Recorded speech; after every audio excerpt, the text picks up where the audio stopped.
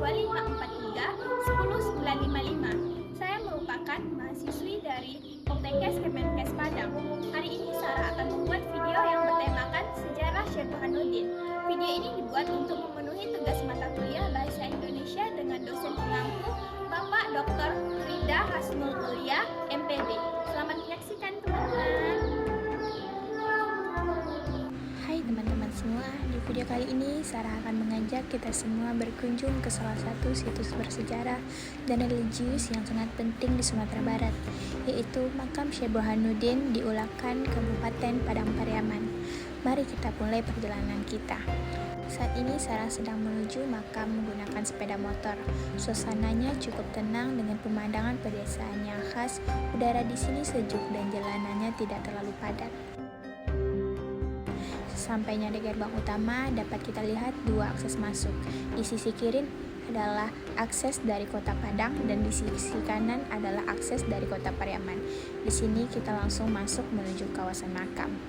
Dalam perjalanan menuju area pemakaman, kita melewati deretan pedagang yang menjual aneka kerajinan dan kesenian tradisional. Di antaranya ada carano, lapiak pandan, dan kumayan. Kerajinan ini bukan sekadar barang, tetapi bagian dari identitas budaya Minangkabau yang masih terjaga hingga sekarang. Inilah gerbang menuju area pemakaman Syekh Burhanuddin. Di tempat ini, Sarah akan menceritakan sedikit sejarah tentang beliau. Syekh Burhanuddin yang pada masa kecilnya bernama Pono adalah seorang ulama besar penyebar agama Islam di Minangkabau pada abad ke-17. Setelah menuntut ilmu agama dan tasawuf, beliau berguru kepada Syekh Abdul Rauf As-Singkili di Aceh. Dari gurunya itu, beliau mempelajari ajaran tasawuf yang menekankan kesabaran, ketulusan, dan akhlak sebagai pondasi kehidupan. Sepulangnya dari Aceh, beliau berdakwah dengan pendekatan yang lembut dan menghargai adat.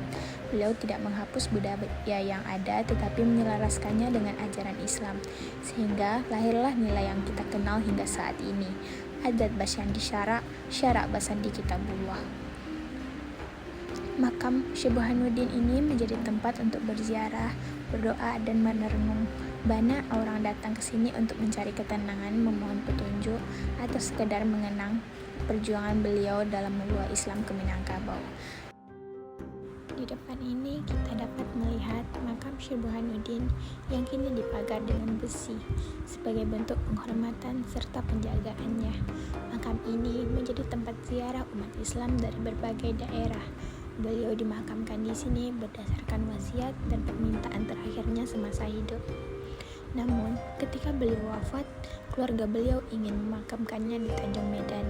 Saat hendak dimakamkan, masyarakat menyaksikan sebuah peristiwa yang diyakini sebagai karomah.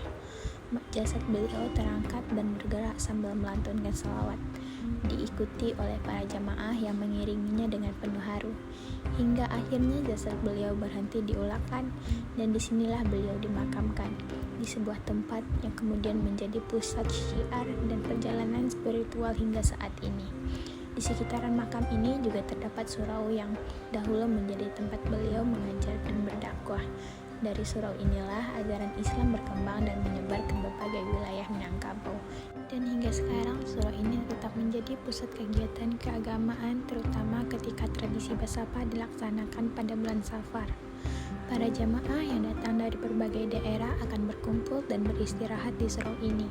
Mereka bermalam, berzikir, berselawat, serta membaca doa bersama sebagai bentuk rasa cinta dan penghormatan kepada Syekh Burhanuddin.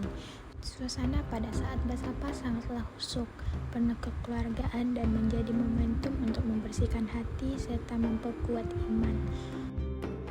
Dapat kita lihat area sekitar makam ini tampak sangat bersih, rapi, dan terasa nyaman bagi para penziarah yang datang. Di sekitar makam utama juga terdapat beberapa makam lainnya yang diyakini merupakan makam para murid, ulama, serta tokoh yang turut berperan dalam menyebarkan agama Islam bersama beliau. Surau dan makam ini bukan hanya sekadar tempat fisik, tapi juga simbol perjalanan rohani, tempat di mana warisan ilmu, akhlak, serta keteladanan Syekh Burhanuddin terus hidup mengalir dan dijaga oleh masyarakat hingga saat ini. Sekarang kita menuju jalan pulang. Di sepanjang jalan, kita dapat melihat pedagang makanan khas Ulakan, Dua yang paling terkenalnya adalah raki yang renyah dan salalawa, gorengan ikan yang cocok dijadikan camilan atau lauk.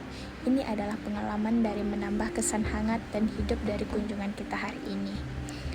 Demikian perjalanan kita ke makam Syekh Burhanuddin.